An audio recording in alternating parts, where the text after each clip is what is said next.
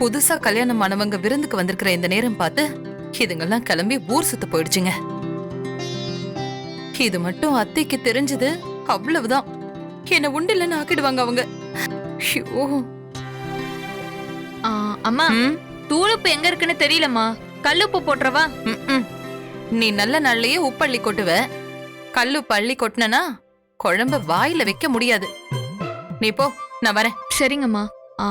அம்மா, ஊர்ல இருந்து இன்னைக்கு எல்லாரும் வராங்கன்னு சொன்னீங்களே, லேட்டா வராங்களாமா? வரும்போது வருவாங்க. போ, போய் வேலையை பாரு. அம்மா, கார் சத்தம் கேக்குது, எல்லாரும் வந்துட்டாங்கன்னு நினைக்கிறேன். வரட்டும் வரட்டும், விடு. அம்மா, இப்ப என்ன விருந்தாளியா வராங்க? எதுக்கு இப்ப நீ பதறிட்டு இருக்க? இத பாரு, அடுப்புல குழம்பு வச்சிருக்கல, போய் அதை நிறுத்திட்டு வா. சிவகாமி, என்ன மல்லிப்பூ கட்டுறியா?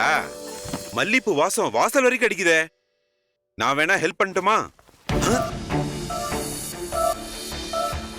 ஏன் பார்வதி, ஏதாவது 100 நாள் வேலைக்கு போயிட்டு வரியா என்ன? ரொம்ப டயர்டா இருக்க மாதிரி சீனா போடுற. அம்மா, எப்படிமா இருக்கீங்க? இருக்கும் இருக்கும், பார்த்தா தெரியல.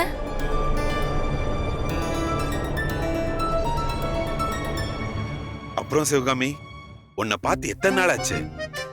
ஆளு கொஞ்சம் பூசின மாதிரி இருக்கியே, வெயிட் போட்டிருக்கியோ?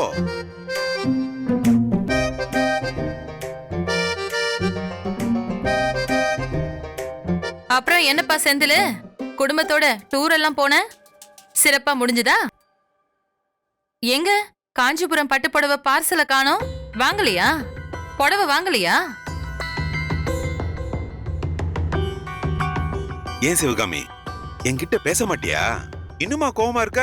அதனாலதான் ஊர்ல இருந்து 100 வாட்டி போன் அடிச்சாலும் நீ எடுக்காமலே இருந்தியா? நீங்க பேசாதீங்க. சின்ன பசங்க தான் என்கிட்ட சொல்லாம கொள்ளாம ஊருக்கு கிளம்புனாங்கன்னா, நீங்க கூட ஒரு வார்த்தை என்கிட்ட சொன்னீங்களா? நீ கூட தான் உன் அண்ணன் வீட்டுக்கு போன. நான் ஏதாவது கேட்டனா? அதான் போன்லயே உன்கிட்ட எல்லாத்தையும் சொல்லி நான் மன்னிப்பு கேட்டேன்ல. மன்னிப்பு வரைக்கும் கேட்டீங்களாப்பா? நீயும் பொண்டாட்டியும் பண்ண வேலை தானே இது? எல்லாரையும் கிளப்பிட்டு போனது நீ தானே? அப்படியெல்லாம் ஒண்ணும் இல்லம்மா. அங்க ஏதோ கண்காட்சின்னு கிளம்புனாங்க. நானும் அப்பாவும் கூட போயிட்டு வரலாம் தான் போனோம். போன இடத்துல இப்படி ஆகும்னு தெரியாது இல்லம்மா. அத விடு சிவகாமி. எங்க என் அண்ணன் பொண்ணு வளர்மதியும் புது மாப்பிளையும் வந்திருந்தாங்களே, எங்க அவங்க? எங்க ஆளையே காணுமே? இப்ப மட்டும் நல்லா வக்கனையா கேளுங்க. திடீர்னு ஊருக்கு கிளம்பும் போது இதெல்லாம் யோசிச்சீங்களா நீங்க? கடைசியில உங்க அம்மா என்ன திட்டுறதுக்கா? சரி சரி விடு சிவகாமி. ஆமா, எங்க வளர்மதியும் மாப்பிளையும்? எங்கேயும் காணோம் அவங்கள. இங்கதான் இருக்கீங்களா? என்ன மாப்பிள, எப்படி இருக்கீங்க? நல்லா இருக்கீங்களா? நல்லா இருக்க மச்சான். ஆமா, போன காரியம் என்னாச்சு? நாங்க காஞ்சிபுரம் போறதுக்கு தான் கிளம்பணும். அப்புறம் அங்க போக முடியல மாப்பிள. திடீர்னு ஊரடங்கெல்லாம் போட்டாங்களா. அங்க ஒரு ஹோட்டல்ல தங்கிட்டு அப்படியே கிளம்பி வந்துட்டோம். அதுவும் ஹோட்டல் செலவுலாம் எக்கச்சக்கமா ஆயிடுச்சு. மொத்தத்துல எல்லாரும் போய் கூத்தடிச்சிட்டு வந்திருக்கீங்க. என்ன பார்வதி, நான் இல்லாம ரொம்ப ஜாலியா இருந்தியா? அப்படியெல்லாம் ஒண்ணும் இல்லம்மா. அட விடு சிவகாமி, உன் கையால ஒரு டீ குடிச்சு எவ்வளவு நாள் ஆச்சு? ஒரே ஒரு டீ. இவர் மட்டும் எப்படிடா இப்படியே இருக்காரு? சரி வா மயிலு. இந்தா, இத நீ எடுத்து வை, நான் டீ போடுறேன். சக்கரை கொஞ்சம் தூக்கலாம் போடு.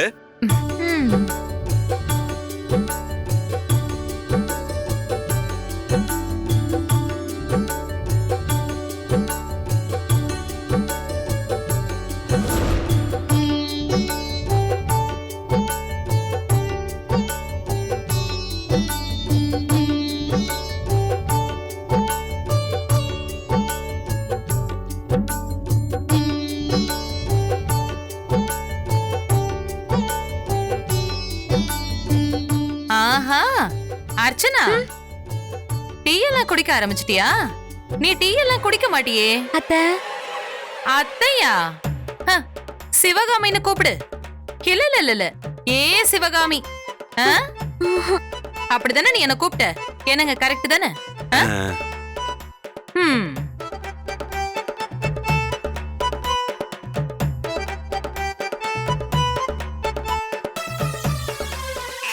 மா அன்னைக்கு ஏதோ தெரியாம எதையோ குடிச்சு உளறிட்டாமா. நீ பேசாத. நீ மட்டும் என்ன கொஞ்சமாவா செஞ்ச? 2 பேரும் சேர்ந்துகிட்டு வீட்டையே ஒரு வழி பண்ணிட்டீங்கல்ல. அத பத்தி நான் கேட்க கூடாதுன்னு தானே வெளியூருக்கு திட்டம் போட்டுட்டு கிளம்பி போனீங்க.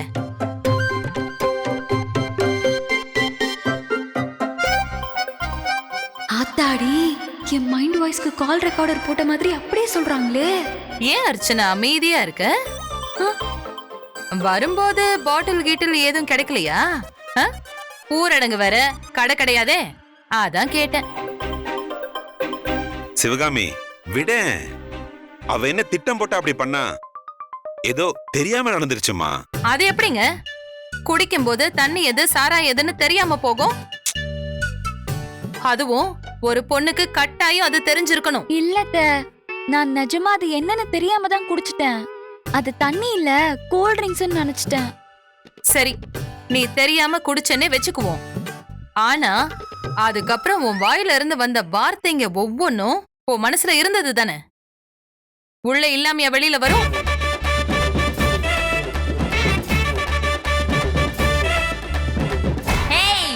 சிவகாமி,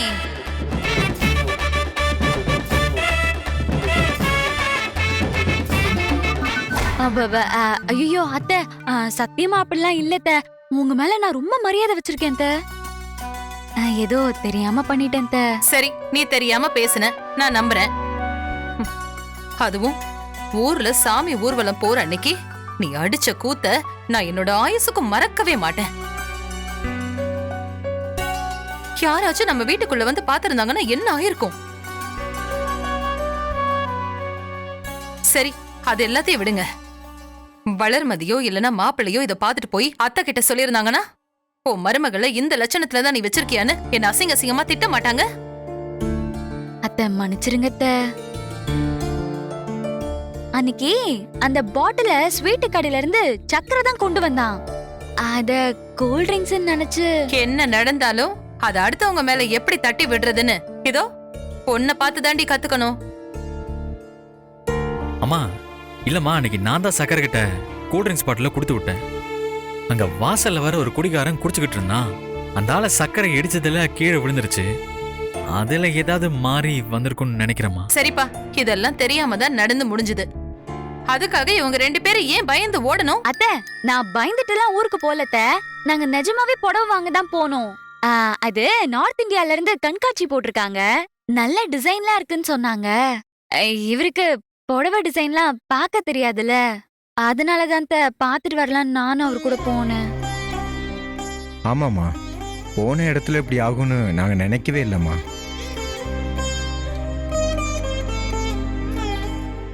சரி சிவகாமி விடு. நடந்த விஷயத்தை பேசி பேசி என்ன ஆப்போது? இப்போ ஆக வேண்டிய விஷயத்தை பாப்போம். மயில, ஐயா, எல்லாரும் இங்க இருக்கோம். சந்தியா எங்கம்மா ஆள காணோம்? அவங்க ஃப்ரெண்ட் அனிதா வீட்டுக்கு போயிருக்காங்கய்யா. நீங்க எல்லாரும் ஒரு பக்கம் ஊர் சுத்த போனா அவ வேற பக்கம் போக வேண்டாமா? அதான் அவளும் கிளம்பிட்டா. சரி சரவணா, அப்பா நீ போய் சந்தியாவை கூட்டிட்டு வாப்பா. சரிங்க. போயிட்டு வா. அம்மா போயிட்டு வரேம்மா.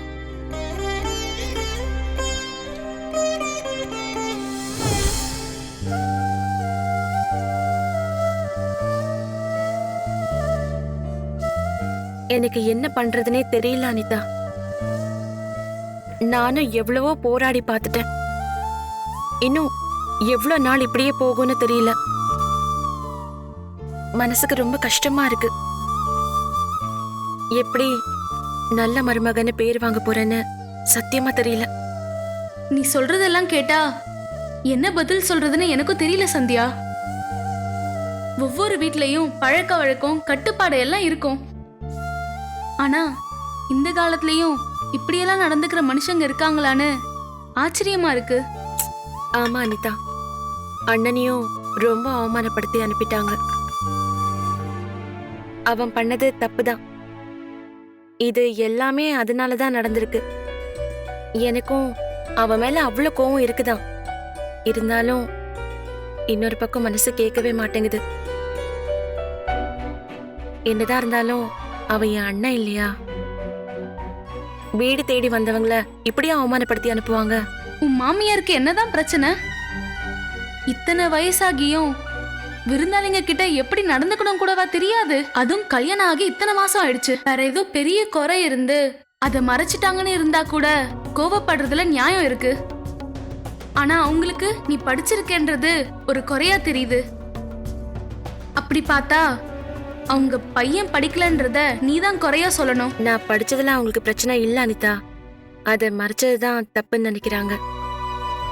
சரவணனை நான் மதிக்காம போயிடணும்னு அவங்க ரொம்ப பயப்படுறாங்க. இதெல்லாம் என்ன பேச்சு சந்தியா? நீ எத்தனை நாளா அந்த வீட்ல இருக்க? நீ எப்படிப்பட்டவ, உன் குணம் என்னன்னு இன்னும் அவங்க புரியாம இருக்காங்க. அதான் எனக்கும் தெரியல அனிதா. ஆனா அத அவங்களுக்கு புரிய வைக்கிறதுக்கு தான் நானும் அவரும் போராடிக்கிட்டு இருக்கோம். சும்மா போராடுறோம்னு சொல்லாத சந்தியா. உன்னோட மதிப்பு அந்த வீட்ல இருக்கவங்க யாருக்குமே தெரியல.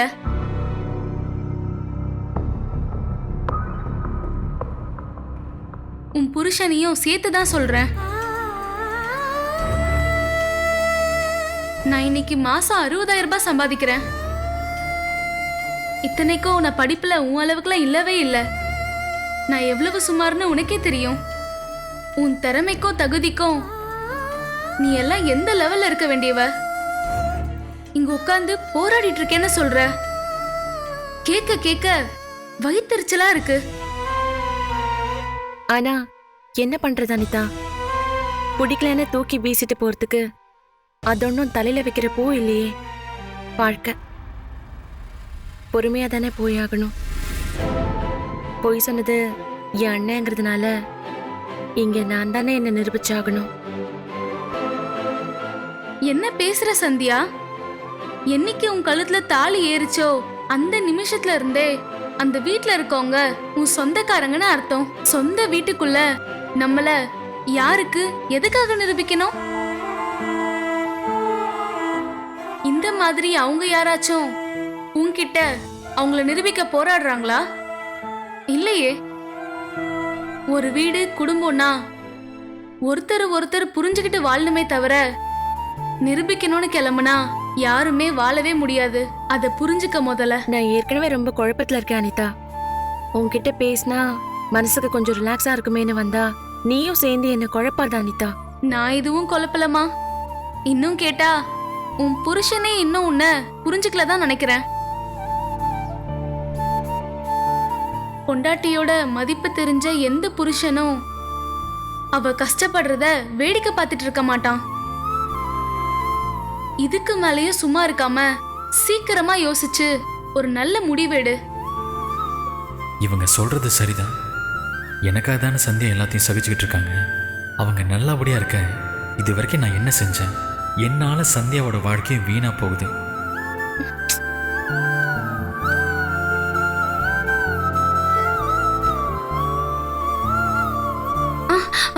வாங்க. ஏங்க எப்பங்க ஊர்ல இருந்து வந்தீங்க? இப்பதாங்க நீங்க இங்க இருக்கீங்கன்னு சொன்னாங்க. அதான் கூட்டிட்டு போலான்னு வந்தேன். உட்காருங்க, டீ சாப்பிட்டு போலாம். இல்லங்க, இப்பதான் வீட்டுல குடிச்சிட்டு வந்தேன். ம், போலாங்களா? போலாங்க. வாங்க. அனிதா ம், நான் கிளம்புறேன். சரி. வாங்க. பார்த்து அப்பப்ப கால் பண்ணு. வரோங்க. பாய். பாய்.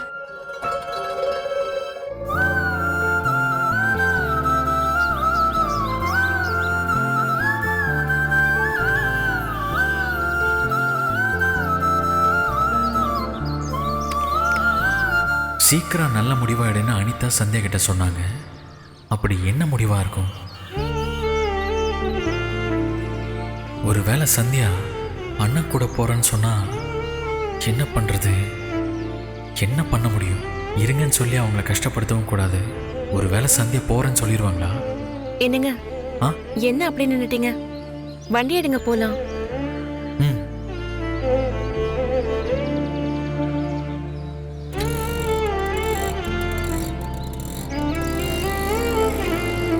இந்தாங்க. ஆ டீ ஆ குடு குடு குடு. சூடா இருக்கு, குடிங்க. ஆ. நல்ல வேளைங்க, எல்லாரும் இப்பவாச்சும் வந்தீங்களே. வளர்மதிக்கு விருந்து கொடுக்கும்போது நீங்கெல்லாம் வெளியில எங்கேயாவது போயிருக்கீங்கன்னு தெரிஞ்சா அவ்வளவுதான். உங்க அம்மா என்ன ஒரு வழி பண்ணிடுவாங்க. தெய்வமே. என்ன சிவகாமி, ஒத்தையில இருக்கும்போது கூட எங்க அம்மாவை நினைச்சு பயமா இருக்கா? ஆமா ஆமா, பயத்துல இங்க எல்லாரும் ஜன்னி வந்து கிடக்குறாங்க. நீங்க வந்து சுடு தண்ணி வச்சு கொடுங்க. நாங்கெல்லாம் இந்த ஊரடங்குல ஏதோ ஒரு ஹோட்டல்ல போய் மாட்டிக்கிட்ட மாதிரி எங்க அம்மா கிட்ட போய் சிக்கியிருந்தேன்னா எப்படி இருந்திருக்கும்? நான் இல்லாம நீ கஷ்டப்பட்டியா சிவகாமி? எனக்கு என்ன கஷ்டம்? சும்மா டீயை கொண்டு வா, காப்பியை கொண்டு வான்னு உங்க தொல்லை இல்லாம நான் நிம்மதியா இருந்தேன். இதோ வந்த உடனே ஆரம்பிச்சிட்டீங்கல்ல.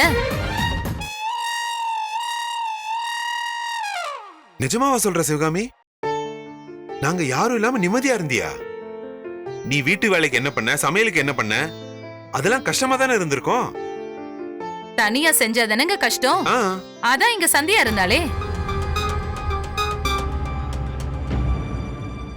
ஆமாங்க, சந்தியா தான் இங்க எல்லா வேலையும் செஞ்சா. தெரிஞ்சத அவ பாத்துக்கிட்டா, தெரியாதத கேட்டு கேட்டு செஞ்சா. அவ இருக்க போய் தான் சமாளிக்க முடிஞ்சது. சிவகாமி, பேசுனது நீதானான்னு எனக்கு சந்தேகமா இருக்கு. சந்தியாவை இப்படி புகழ்ந்து பேசுறியே? அவ செஞ்சது மட்டும் தானங்க சொன்னேன். இதுல புகழ்றதுக்கு என்ன இருக்கு?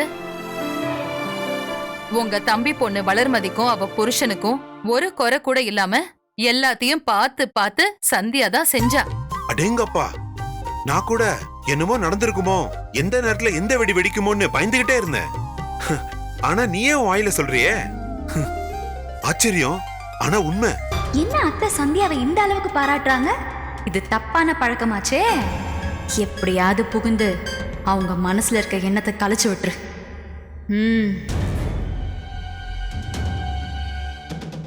உள்ளத சொன்னா பாராட்டுறாங்களாம். ஆஹா, நம்ம பிளான் சூப்பரா வேலை செஞ்சிருக்கு போல இருக்கே. 2 பேரையும் தனியா விட்டுட்டு போனா எப்படி இருந்தாலும் ஒருத்தருக்கு ஒருத்தர் புரிஞ்சுப்பாங்கன்னு நினைச்சேன். அது அப்படியே நடந்திருக்கே. அதுவும் சிவகாமி இந்த அளவுக்கு மனசு விட்டு பாராட்டுறான்னா சிறப்பு.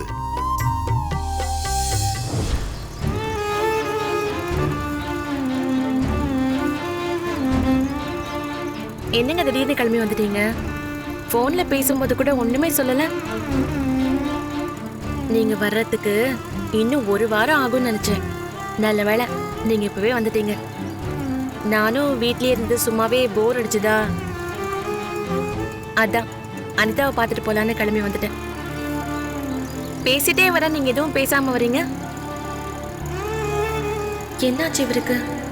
ஒருவேளை வீட்டுல ஏதாச்சும் பிரச்சனையா இருக்குமோ? கடவுளே, அப்படி எதுவும் இருக்கக்கூடாது. போன்ல பேசும்போது கூட நல்லா தானே பேசினாரு. இப்ப என்ன ஆச்சு? ஐயோ, ஏங்க வண்டி நிறுத்துங்க. என் புடவை மாட்டிக்கிச்சு. என்னாச்சுங்க? ஐயோ, நல்லா மாட்டிக்கிச்சு. ஐயோ, இருங்க இருங்க. ஐயோ, என் புடவை மாட்டிக்கிச்சுங்க. எடுக்க முடியல. இருங்க இருங்க, நான் எடுக்கிறேன். இருங்க.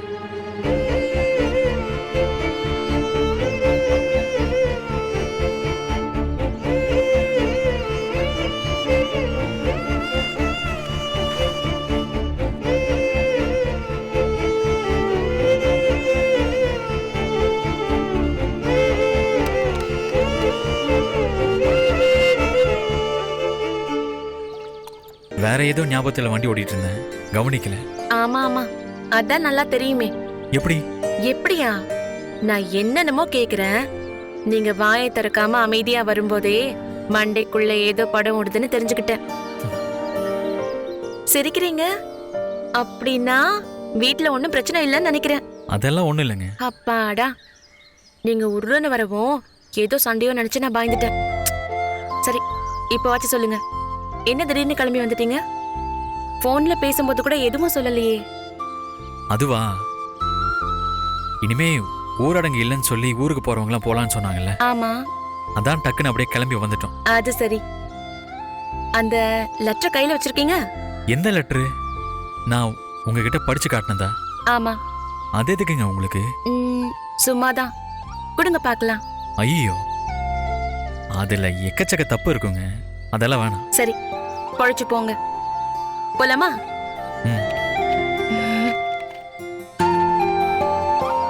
ஏதோ இருக்கு, வித்தியாசமா இருக்கு. அது நான் தாங்க கொண்டு வந்தேன். யாருக்குங்க இது? நான் உங்களுக்காக ஊர்ல இருந்து வரும்போதே செஞ்சு எடுத்துட்டு வந்தேன்.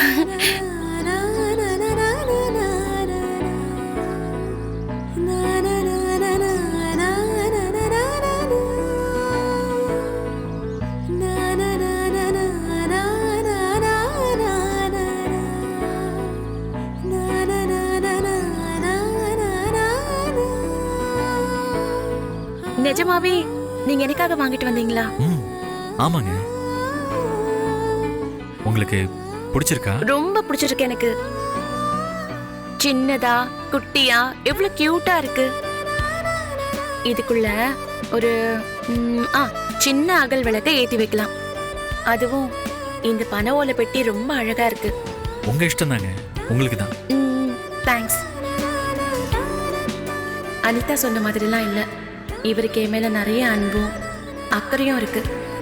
யார் சொன்னாலும் இவரை விட்டு நான் எங்கேயும் போக மாட்டேன். இவரை விட்டு பிரிஞ்சு வாழ்றத என்னால நினைச்சு கூட பார்க்க முடியாது. என் வாழ்க்கை இவர் கூட தான். அதுக்காக எவ்வளவு கஷ்டம் வந்தாலும் நான் தாங்கிப்பேன். இந்த மாதிரி சின்ன சின்ன விஷயத்த கூட ரசிச்சு ரசிச்சு குழந்த மாதிரி சந்தோஷப்படுறீங்க. அப்படிப்பட்ட மனசு காயப்படுறதுக்கு நான் தான் காரணம்.